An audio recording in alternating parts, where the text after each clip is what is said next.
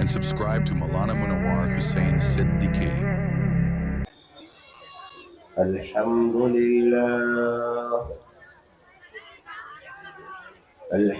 لله نحمده ونستعينه ونستغفره ونؤمن به ونتوكل عليه ونعوذ بالله من شرور أنفسنا ومن سيئات أعمالنا من يهده الله فلا مضل له ومن يضلله فلا هادي له ونشهد أن لا إله إلا الله وحده لا شريك له ونشهد أن سيدنا وسندنا ونبينا وحبيبنا وطبيبنا ومولانا ومؤيدنا محمد والسماء رفعها ووزع الميزان وقال النبي صلى الله تعالى عليه وسلم خيركم من تعلم القرآن وعلمه أو كما قال عليه الصلاة والتسليم صدق الله العظيم وصدق رسوله النبي الكريم نحن على ذلك من الشاهدين والشاكرين والحمد لله رب العالمين. ایک بار عقیدت اور محبت کے ساتھ ہدیہ درود پیش فرمائیں.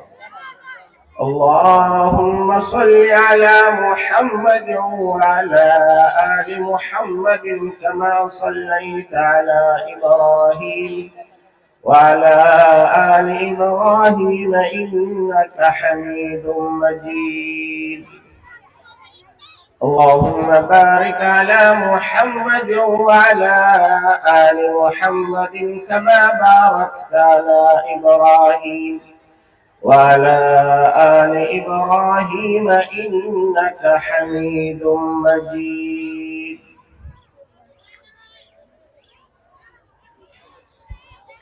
انہی کی مطلب کو کہہ رہا ہوں زباں میری ہے بات ان کی. انہی کی مطلب کو کہہ رہا ہوں زباں میری ہے بات ان کی. انہی کی محفل کو سنوارتا ہوں چراغ میرا ہے رات ان کی. رحمت کا دے کے خدا سے جو بھی مانگو ضرور ملتا ہے. خدا سے جو بھی مانگو ضرور ملتا ہے. سامعین محترم و سامعات بلکہ مائنس سامعین اور پلس سامعات ہیں یہاں پر. اب تک جلسوں میں مخاطب ہمارے بھائی ہوتے تھے مگر آج اتفاق کی بات یہ ہے کہ جلسے میں مخاطب میری مائیں ہیں، بہنیں ہیں، بیٹیاں ہیں. اور تھوڑا سا میں اس منتظمین اور ذمہ دار احباب سے گزارش کروں گا کہ آپ جب بھی جلسہ کریں تو تھوڑا میدان بڑا کا انتخاب کریں، اس لیے کہ آپ جلسے کو سجاتے ہیں مگر میں آئیں گے. انہوں نے مختصر انداز میں نظام کیا جس کا نتیجہ یہ ہو رہا ہے کہ مجھے خود تقریر کرنے میں ہچکچاہٹ ہو رہی ہے کیونکہ مخاطب نہیں ہے میرے سامنے. آج جب ہمارے دوست شمشاد راہی صاحب قرآن کے اوپر نظم پڑھ رہے تھے تو آپ لوگ داد و تحسین سے نواز رہے تھے، پیسوں کی بھی آپ نے داد و تحسین دی. تو میں بھی دل میں سوچ رہا تھا کہ ہمیں بھی مقرر کے بجائے شاعر بننے کی پریکٹس کرنی چاہیے، اس لیے کہ پیسہ تو شاعر میں ہے. مقرر چاہے دل نکال کے رکھ دے بھائی کوئی نہیں دیتا پیسہ. تو اس لیے میں آپ سے پیسہ لینے نہیں آیا، صرف آپ سے ایک وعدہ کرانے آیا ہوں. وعدہ یہ ہے کہ ہم لوگ جو بھی سنیں گے انشاءاللہ عمل کی نیت سے سنیں گے بھائی انشاءاللہ. کانوں کے منورنجن کے لیے، جلسے کو دیکھنے کے لیے نہیں، بلکہ ہم جو بھی قرآن و حدیث سے سنیں گے انشاءاللہ ہم اس پر عمل کریں گے انشاءاللہ.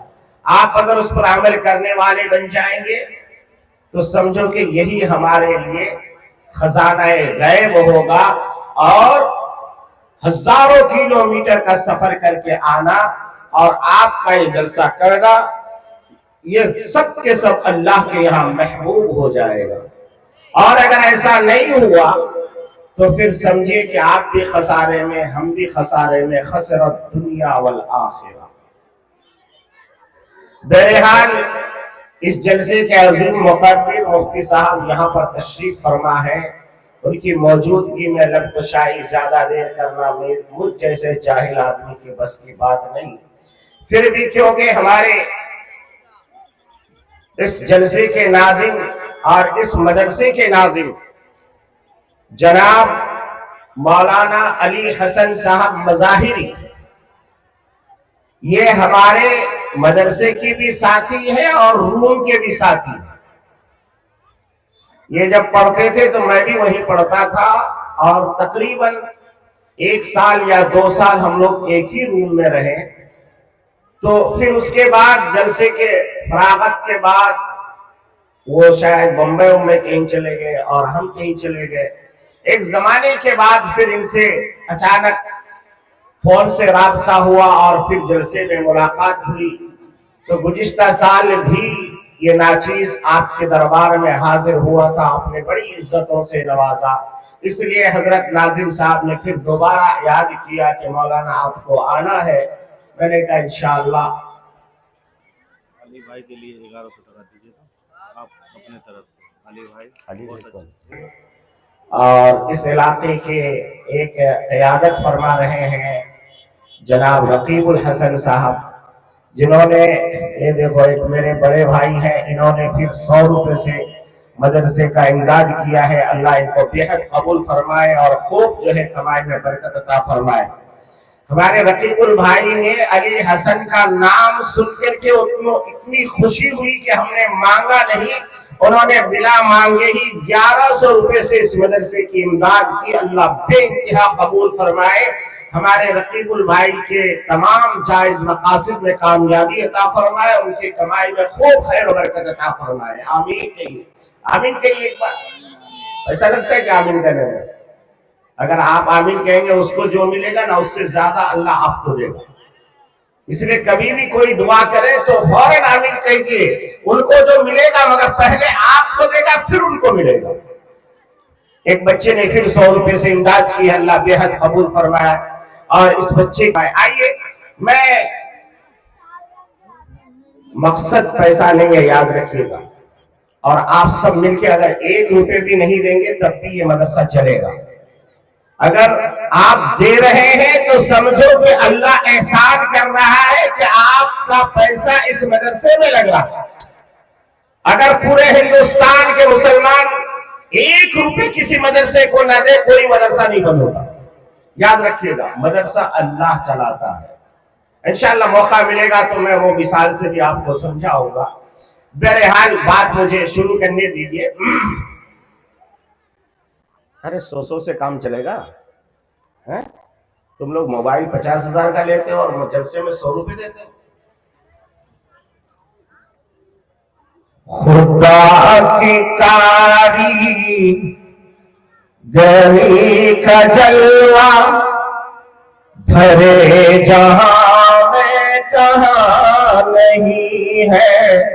خدا کی کاری گری کا جلوہ بھرے جہاں میں کہاں نہیں ہے. بھرے جہاں میں کہاں نہیں ہے.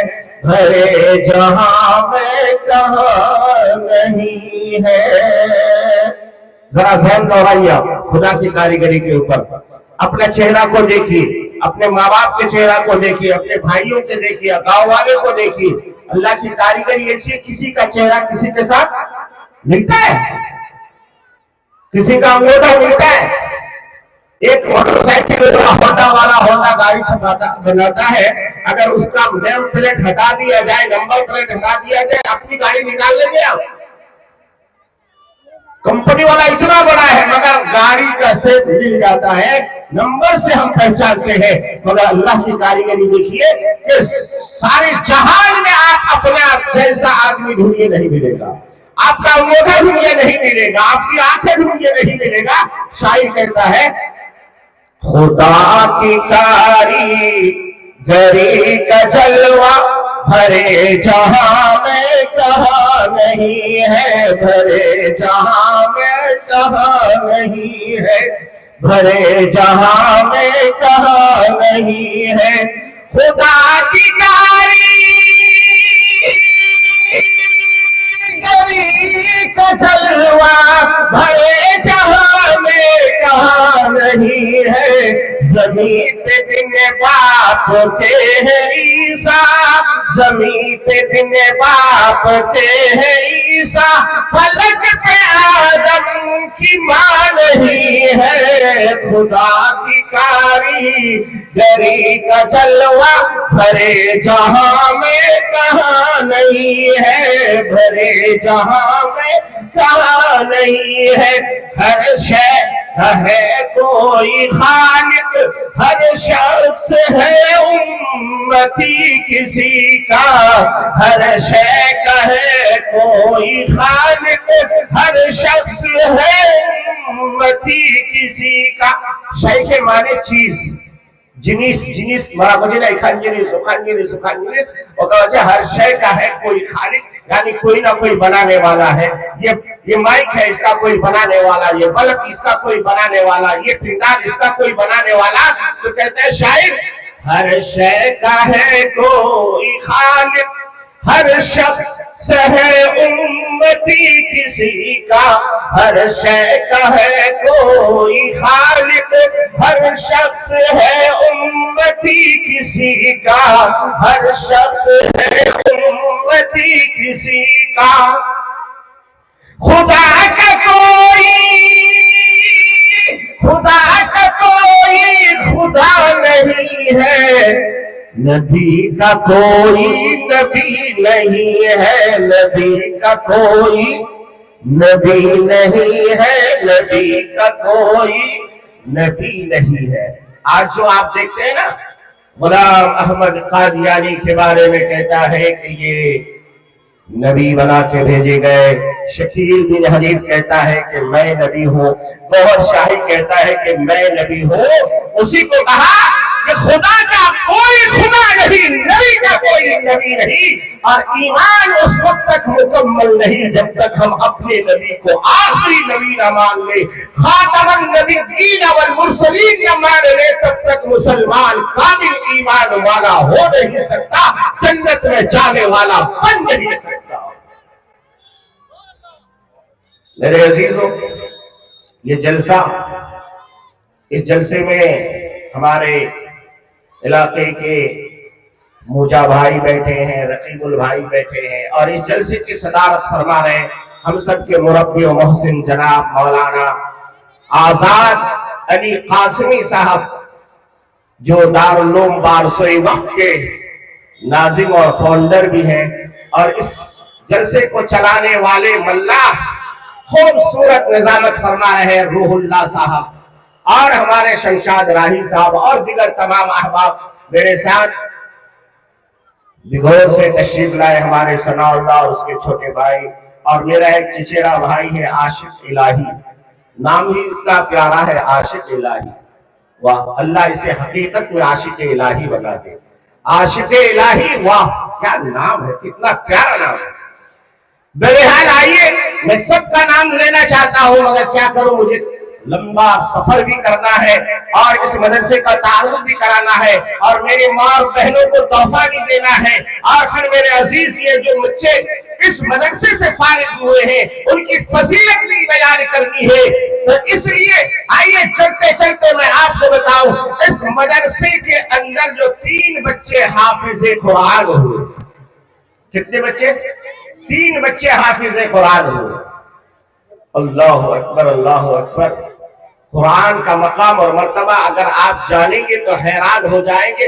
جائیے آج سے 1447 سال پیچھے چلیے، مکہ المکرمہ کی وادی بطحا کو کنگالیے، آپ مدینہ طیبہ کے ذرات میں جا کے ڈھونڈیے. حضرت سیدنا عمر فاروق رضی اللہ تعالی عنہ قرآن کی تلاوت کرنا شروع کرتے ہیں، قرآن پڑھتے ہیں، قرآن پڑھتے پڑھتے پڑھتے پڑھتے جب آپ نے پڑھنا سیکھ گیا اور آپ نے سورۃ البقرہ یعنی الف لام میم سے شروع کر کے جو ہے للہ ما فی السماوات و ما فی الارض یعنی کہ سورہ بقرہ کو مکمل کیا تو وہاں لوگوں کی دعوت کی ایک اونٹ ذبح کر کے لوگوں کی دعوت کی.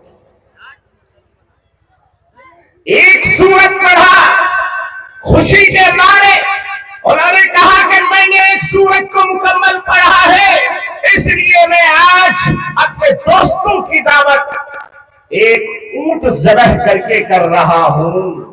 آج ماشاءاللہ 30 پارے کا حافظ قرآن یہ میرے 3 عزیز بچے جو جامعہ عالیہ اسلامیہ عالیہ کے اندر جو ہے تجوید القرآن میں آ کر کے ان بچوں نے علم کو حاصل کیا. آئیے ان کی فضیلت میں آپ کو بتاتا چلوں کہ میرے آقا محمد عربی صلی اللہ تعالی علیہ وسلم نے فرمایا، کیا فرمایا؟ سنو، قرآن کو دیکھنا بھی عبادت ہے. اور ابھی 2 مہینہ پہلے کی بات ہے، ہم ان گنہگار آنکھوں سے خود دیکھ کے آئے.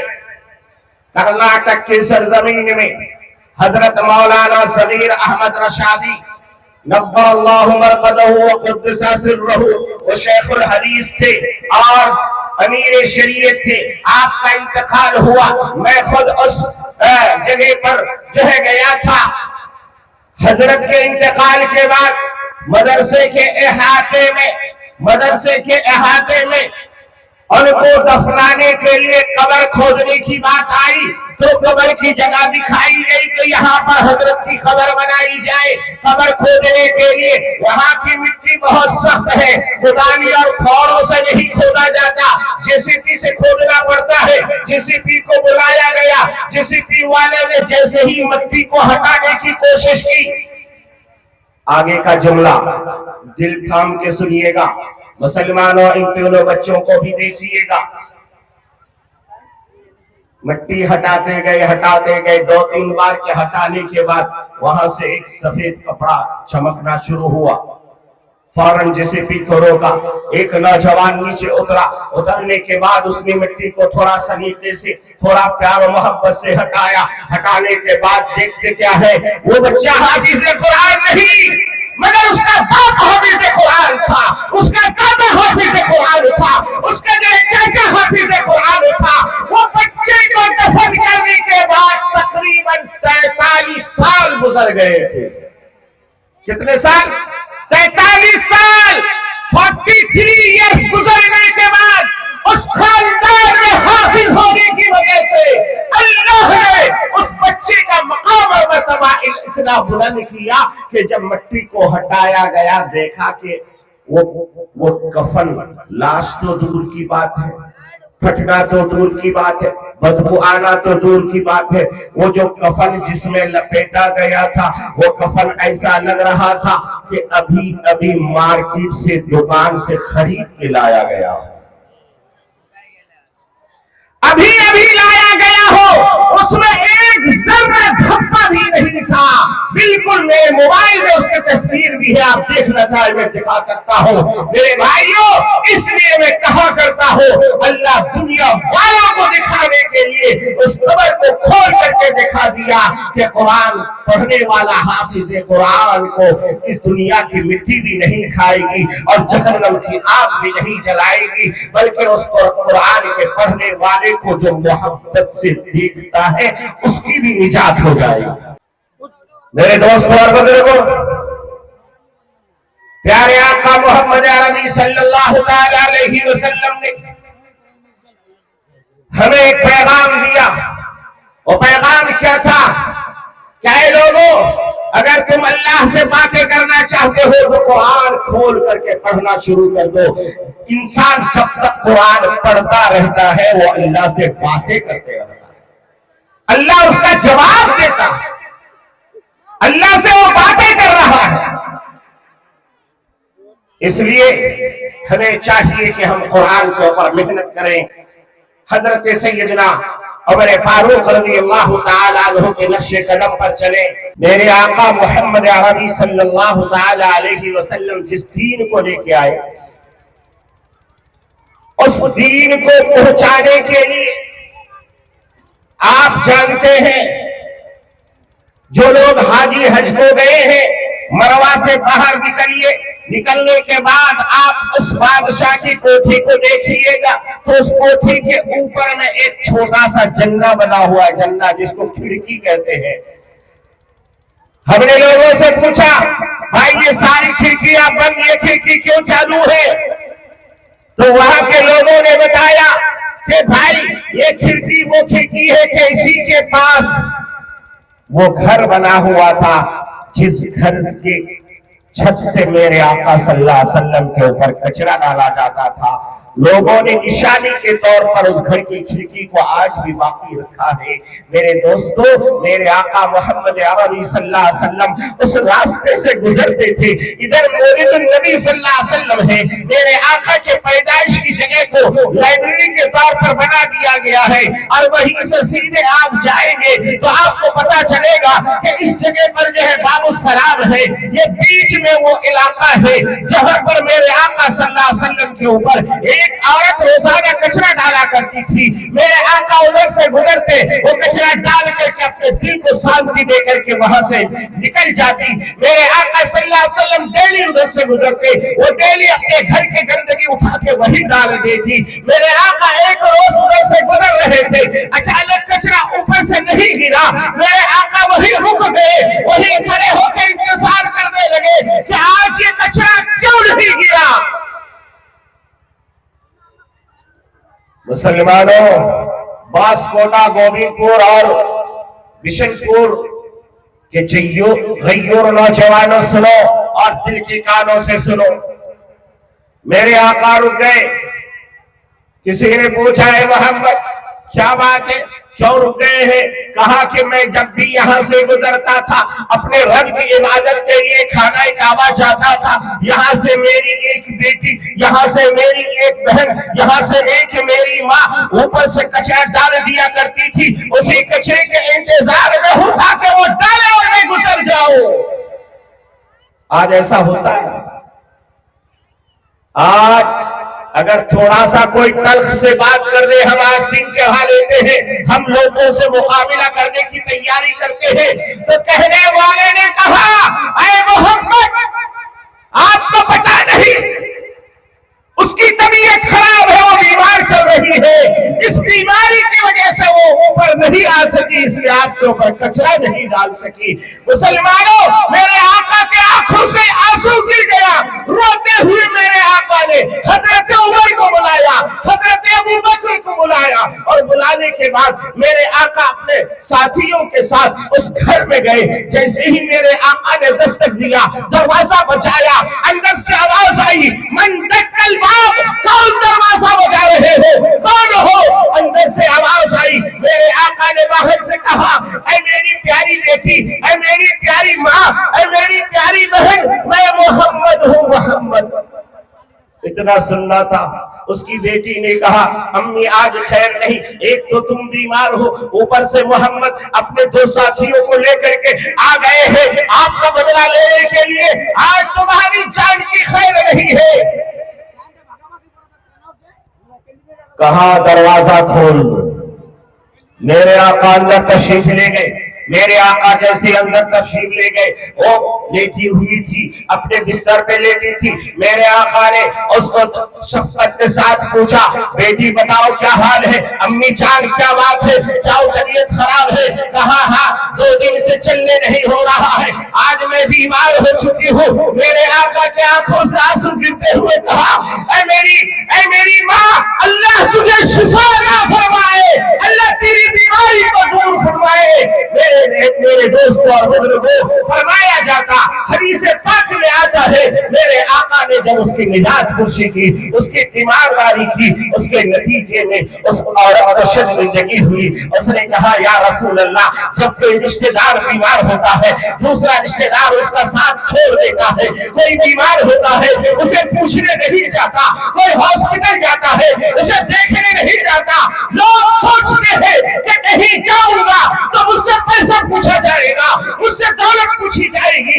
اللہ کے نبی، میں تو آپ کے اوپر کوڑا کر کے ڈالا کرتی تھی، میں تو آپ کے اوپر کچرا ڈالا کرتی تھی، آپ کیوں آ گئے؟ میرے آقا نے فرمایا وَمَا أَرْسَلْنَاكَ إِلَّا رَحْمَةً لِلْعَالَمِينَ. اے میری پیاری امی جان، مجھے اللہ نے دنیا میں رحمت للعالمین بنا کے بھیجا ہے. میں رحمت ہی رحمت ہوں، میں کسی کو تکلیف دینے کے لیے نہیں آیا. اسی لیے میں آج جب میں نے سنا کہ آپ کی طبیعت خراب ہے تو میں آپ کی مزاج پرسی کے لیے، آپ کی تیمارداری کے لیے آ چکا ہوں. اللہ تجھے شفائے کاملہ عاجلہ مستمرہ عطا فرمائے. اتنا کہنا تھا کہ وہ عورت کھڑی ہوتی ہے اور کہتی ہے کہ میرے پیارے آقا، آپ سے بڑا پیارا میں نے نہیں دیکھا. مصطفیٰ آپ سے، مصطفیٰ آپ جیسا کوئی آیا ہی نہیں، مصطفیٰ آپ جیسا کوئی آیا ہی نہیں، مصطفیٰ آپ جیسا کوئی آیا ہی نہیں. رب نے کہا کہ آئے گا کیسے، میں نے اس جیسا بنایا ہی نہیں. رب نے کیا کہا؟ میں نے اس جیسا کوئی بچہ بنایا ہی نہیں. میرے دوستو، اللہ کے نبی صلی اللہ علیہ وسلم کے سامنے وہ آیت کھڑی ہوتی ہے اور لا الہ الا اللہ محمد رسول اللہ پڑھ کے کلمہ پڑھ کے مسلمان ہو جاتی ہے. سبحان اللہ، سبحان اللہ. ایک بات تو کہیے سبحان اللہ، ہماری غذا ہے سبحان اللہ. آپ کہیں گے تو بڑی خوشی ہوگی. اور ایک بار کہیے سبحان اللہ. یہ دین اسلام کیسے پھیلا ہے؟ محبت سے پھیلا ہے، پیار سے پھیلا ہے، امن سے پھیلا ہے، شانتی سے پھیلا ہے. آئیے لگے ہاتھ اور ایک واقعہ سنا کر اپنی بات آگے بڑھاؤ. میرے آقا صلی اللہ علیہ وسلم دستک دیتے ہیں ایک گھر میں، جا کے کہتے ہیں کلمہ پڑھ لو مسلمان ہو جاؤ. کہا کہ آپ ہمیں دعوت دینے آئے ہو، ٹھیک ہے ہم قبول کر لیں گے، مگر ہماری ایک شرط ہے. نوجوان سن لو، تمہارے مطلب کی بات ہے. کہا ہماری شرط ہے. کہا کیا شرط ہے؟ کہا کہ دیکھو یہ پورا جو خاندان دیکھ رہے ہو، اس خاندان کا نام ہے لڑنے والا، بھڑنے والا، مقابلہ کرنے والا. کافر کہ ہمارا ایک سردار ہے، وہ سردار بھی لڑائی کا بہادر ہے، وہ پہلوان ہے. اس کا عالم یہ تھا کہ وہ جب بڑا عربی گھوڑا میں بیٹھتا تھا تو اس گھوڑے سے اس کا ٹانگ دونوں لٹک کے زمین پہ لگتے تھے. وہ جب کھڑا ہوتا تھا تو اس کا عالم یہ تھا کہ اس کا سر سب کے اوپر نظر آتا تھا. اس نے کہا کہ اچھا کیا بات ہے، کیا کہنا چاہتے ہو؟ لوگوں نے کہا کہ دیکھو، سب کو بتانے کے بجائے، سب کو دین کی دعوت دینے کے بجائے، سب کو کلمہ پڑھانے کے بجائے، جاؤ اس ایک کو کلمے کی دعوت دو. اگر وہ ایک مان لے گا تو میں، یہ پورا خاندان، ہم سب مسلمان ہو جائیں گے. میرے آقا نے فرمایا یہ تو بہت آسان سودا ہے، میں تو چاہتا ہوں کہ ایسا ہو جائے. انہوں نے کہا کہ پھر جاؤ اس گھر میں جاؤ. اس گھر میں گیا، جا کے دستک دیا. جیسے ہی دستک دیا اندر سے آواز آئی، کون ہے؟ من انتا؟ میرے آقا نے ادھر سے فرمایا انا شفیع المذنبین، میں تمہاری سفارش کرنے والا، ایک بسملنترے گرو آچاریہ، میں تمہیں سندیش دینے والا، میں تمہیں سبق پڑھانے والا، میں تمہیں گناہوں سے کی گندگی سے نکال کر کے جنت میں ڈالنے والا. میرا نام شفیع المذنبین ہے. میں گنہگاروں کو سفارش کر کے جنت میں اٹھا کے ڈالنے والا ہوں. میرا نام حاشر ہے، میرا نام ماہی ہے. میں نکالنے والا، میں جنت میں ڈالنے والا. اندر سے بڑی جھنجھلاہٹ کے ساتھ کہتا ہے مجھے کسی کی شفا سفارش کی ضرورت نہیں، میں پہلوان ہوں، میں عرب کا سب سے بڑا پہلوان، میں سب کو مقابلے میں چت کرنے والا، مجھے تمہاری سفارش کی ضرورت نہیں، جاؤ یہاں سے باہر جاؤ۔ میرے آقا نے پھر دروازہ کھٹکھٹایا اور کہا کہ میری سفارش کے بغیر دنیا کا کوئی انسان جنت میں نہیں جائے گا، میں تجھے دنیا میں نہیں آخرت میں بادشاہ بنانے کے لیے آیا ہوں۔ اس نے غصے سے دروازہ ہی کھولا اور کھول کر کے سینہ، کتنا 56 انچ کا سینہ، اس نے کہا یہ سینہ دیکھتے ہو میں پہلوان ہوں، مجھے تمہاری سفارش کی ضرورت نہیں، مجھے جانتے ہو میں کون ہوں؟ میرے آقا نے فرمایا ہاں میں جانتا ہوں تمہاری اصلیت کو بھی، میں تمہاری جنم کنڈلی کو بھی جانتا ہوں۔ ارے جب تم پیدائش سے پہلے باپ کے صلب سے نکل کر کے ماں کے رحم میں داخل ہو رہے تھے تب تمہارے باپ نے تجھ سے نفرت کی تھی،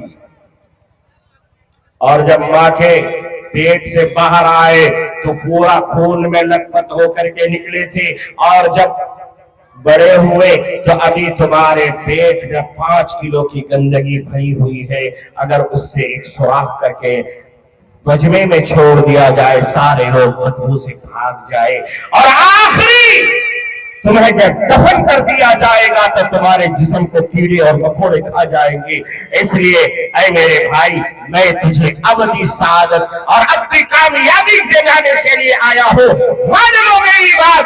اس نے اور سینہ چوڑا کر کے کہا اے محمد شاید آپ کو معلوم نہیں ہے میں عرب کا سب سے بڑا پہلوان ہوں، مجھ سے جو مقابلہ کرتا ہے وہ بچتا نہیں، وہ دنیا ہی میں اپاہج ہو جاتا ہے۔ میرے ساتھ جو سامنے آتا ہے وہ پھر زندگی میں کسی کام کا لائق نہیں رہتا۔ اگر تم اپنی بات منوانا چاہتے ہو تو میری شرط سن لو۔ کہا کیا ہے؟ کہا میری شرط یہ ہے کہ میرے ساتھ تمہیں کشتی لڑنی ہوگی، مقابلہ کرنا ہوگا۔ مسلمانوں، میرے آقا محمد عربی صلی اللہ تعالی علیہ وسلم دنیا میں آئے دنیا کو پیغام دینے کے لیے، مگر یہاں بات ہو رہی ہے کشتی کی مقابلے کی۔ میرے آقا نے فرمایا ہاں میں تم سے کشتی لڑوں گا، مقابلہ کروں گا۔ نوجوانوں تم بھی مقابلہ کرتے ہو، ذرا اسلام کی تاریخ بھی سنتے جاؤ۔ میرے آقا محمد عربی صلی اللہ تعالی علیہ وسلم نے کہا کہ ہاں مقابلہ ہوگا، مگر یاد رکھنا آج نہیں کل ہوگا، اور تمہاری گلی میں نہیں اسٹیڈیم میں ہوگا، میدان میں ہوگا۔ سارے اپنے بھی آئے، بیگانے بھی آئے، دوست بھی آئے، دشمن بھی آئے۔ اب اس پہلوان نے پورے مکے میں اعلان کر دیا کہ کل میرا مقابلہ محمد سے ہونے والا ہے، سارے لوگ آ جانا۔ میرے آقا محمد عربی صلی اللہ علیہ وسلم اللہ کے حضور میں اپنے سر کو جھکائے ہوئے دعائیں کر رہے ہیں۔ کئی دن کے بھوکے ہیں، پیاسے ہیں، نہ کھانے کو کھانا ہے، نہ پہننے کو صحیح کپڑے ہیں، مگر میرے آقا کا مقابلہ اب عرب کے سب سے بڑے پہلوان سے ہونے والا ہے۔ میرے دوستوں اور بزرگوں، فرمایا جاتا تاریخ کی کتابوں میں آتا ہے کہ پورا مکہ جمع ہو گیا، اسٹیڈیم کھچا کھچ بھر گیا۔ آج جیسے بیگور کا فیلڈ بھر گیا تھا، شاید گئے ہوں گے آپ لوگ دیکھنے کے لیے۔ بیگور میں کرکٹ کا میچ چل رہا ہے، بہت سارے نوجوان اپنی موٹر سائیکل ایسا ہوا میں اڑاتے ہیں، لگتا ہے کہ بس آج ہی یہ اڑنے والا ہے۔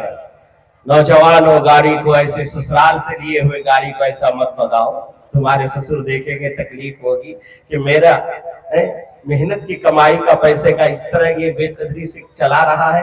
نوجوانوں تم باپ کا آرزو اور تمنا ہو، خدا نہ خواستہ تم نے 100-150 کی اسپیڈ پہ گاڑی بھگائی اور کہیں گاڑی کا پہیہ اسکڈ ہوا، باپ تمہارے کندھے پہ جانا چاہتا ہے مگر تمہیں باپ کے کندھے پہ قبرستان جانا پڑتا ہے۔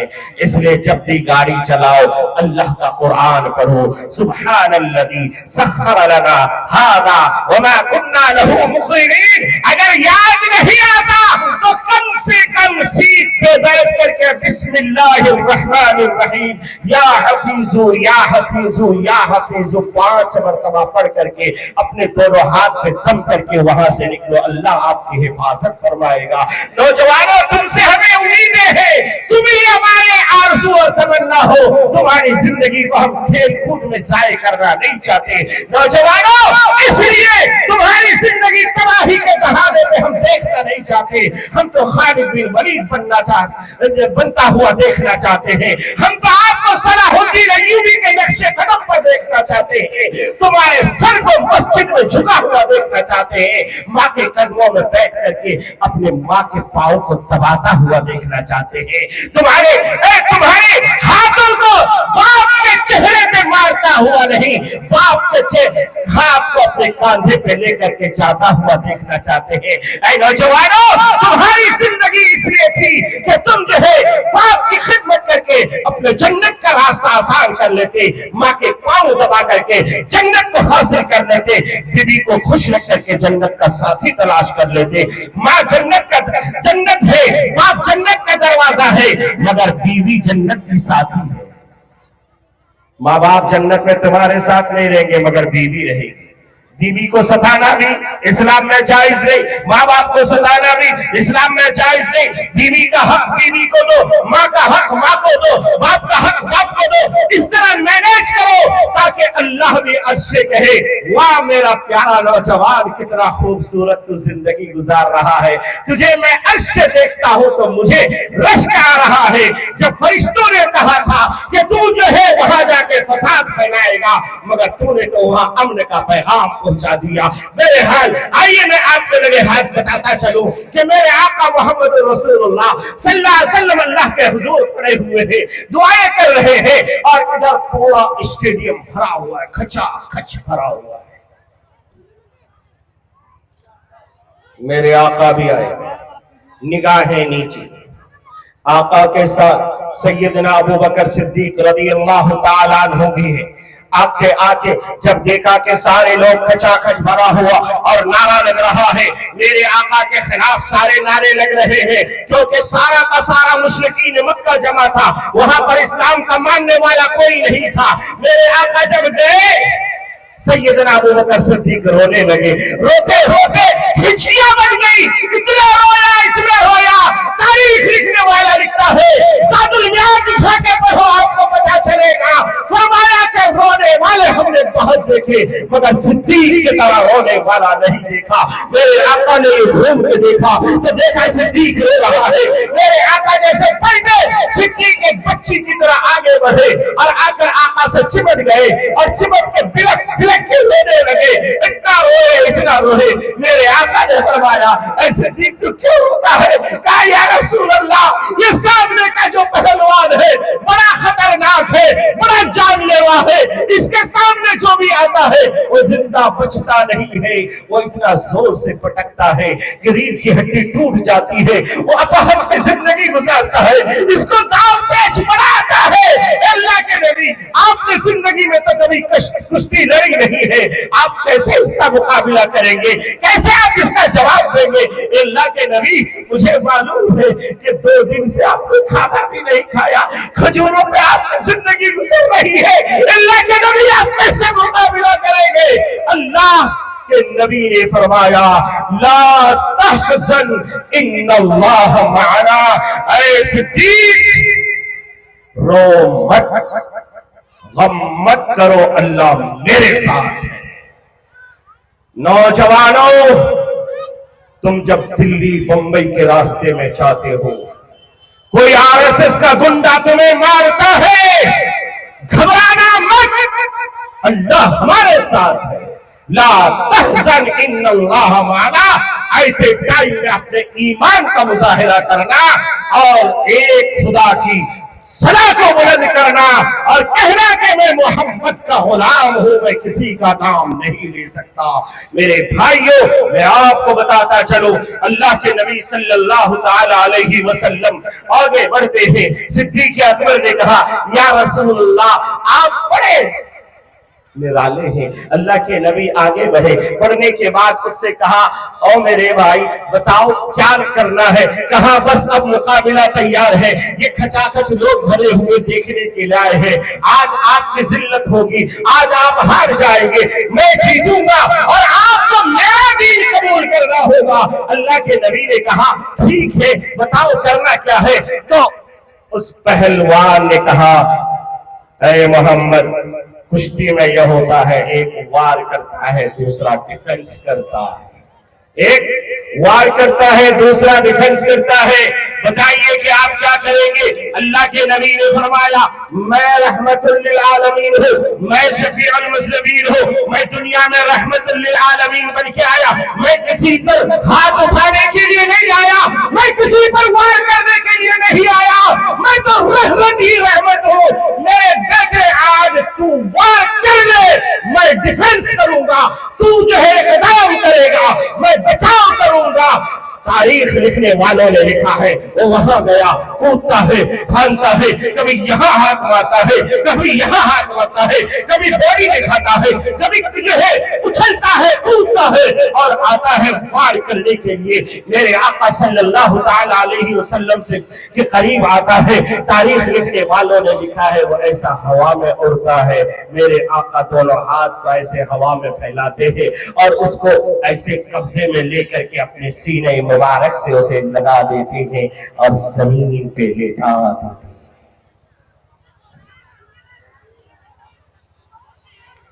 اس کو کچھ سمجھ میں نہیں آیا۔ نوجوانوں کو پوچھئے جب ٹاس ہوتا ہے، بالنگ بیٹنگ بیٹ لے کے کھیلنے جاتا ہے، ادھر سے خطرناک بال ڈال دیا اس نے، یورکر ڈال دیا، باؤنس ڈال دیا، ڈائریکٹ وکٹ کو ہٹ کیا، اب کہتا ہے بھائی میں ابھی پریپیئر نہیں تھا، I am not prepared, I am not ready، میں ابھی ریڈی نہیں تھا، یہ تو ایسے ہی ٹرائل بال تھا، تم نے ایسے ہی ڈال دیا ہو گیا، میں اس بال کو نہیں مانتا۔ امپائر کہتا چلو چلو کوئی بات نہیں۔ میرے آقا نے فرمایا اچھا کیا کہنا چاہتے ہو؟ کہا کہ نہیں please give me one chance, ایک چانس اور مجھے دے دیجیے، یہ میں پریپیئر نہیں تھا۔ اللہ کے نبی نے کہا اور میرے بھائی ایک نہیں، دو نہیں، تین نہیں، آج چاہے 100 چانس لے لے جا۔ وہ دوبارہ وہاں گیا، جانے کے بعد پھر اسی طریقے سے آوازیں نکلتے ہوئے اسی طرح اچھلتے کودتے آگے بڑھا، آگے بڑھنے کے بعد پھر وہ چاہتا تھا ایک ہی بار میں نعوذ باللہ محمد رسول اللہ کو چپ کر دے۔ پھر میرے آقا نے بڑے اطمینان سے دونوں ہاتھ آگے بڑھائے اور جیسے ہاتھ آگے بڑھائے وہ ہواؤں میں اچھلا اور پھر میرے آقا کے آغوش محبت میں آیا، پھر میرے آقا نے سینے سے چمٹایا، زمین پہ لٹا دیا۔ اب پھر دوبارہ مٹی جھاڑتے ہوئے کھڑا ہوا، یا رسول اللہ ایسا لگ رہا ہے کہ یہ نو بال ہو گیا ہے، پہلا ٹرائل بال تھا اب یہ نو بال ہو گیا ہے، اور ایک چانس دے دیجئے۔ اللہ کے نبی نے کہا بیٹے اور لوگا کتنا چانس لیتا ہے؟ جب وہ دوبارہ گیا پھر آیا کودتے پھانتے اور آنے کے بعد چاہتا تھا کہ ایک ہی بال میں میرے آقا کو گرا دے، مگر ایسا کچھ ہوا نہیں، پھر ہواؤں میں اچھلا، میرے آقا نے اپنے سینے مبارک سے اسے لگایا، زمین پہ گرایا اور جیسے زمین پہ گرایا تو اب وہ اٹھا نہیں۔ اب دونوں ہاتھ میرے آقا کے قدموں میں رکھ دیا اور کہا یا رسول اللہ اب اٹھائیں گے تو اٹھوں گا ورنہ قیامت تک یوں ہی پڑا رہوں گا۔ اے اللہ کے نبی اب میں اٹھنا نہیں چاہتا۔ کہا کہ کیوں؟ کہا یا رسول اللہ میرا پہلوانوں کا ایک اصول ہوتا ہے، جب کوئی مقابلے میں اپنے آپ کو جو ہے اس کو کنٹرول کر لیتا ہے تو زمین پہ ایسا ڈالتا ہے تاکہ دوبارہ وہ اٹھ نہ پائے، مگر آپ نے مجھے گود میں ایسے لیا جیسے ماں اپنے بچے کو گہوارے میں لیتا ہے اور زمین پہ آپ نے ایسے لٹایا جیسے ایک ماں اپنے معصوم سے بچے کو اپنے گہوارے میں لٹا دیتا ہے۔ اللہ کے نبی آپ کے اسی اخلاق نے مجھے مجبور کر دیا ہے کہ میں کلمہ پڑھ کے مسلمان ہونا چاہتا ہوں۔ اسی وقت اس بندے نے لا الہ الا اللہ محمد رسول اللہ صلی اللہ علیہ وسلم پڑھ کے مسلمان ہو گیا۔ کہیے سبحان اللہ۔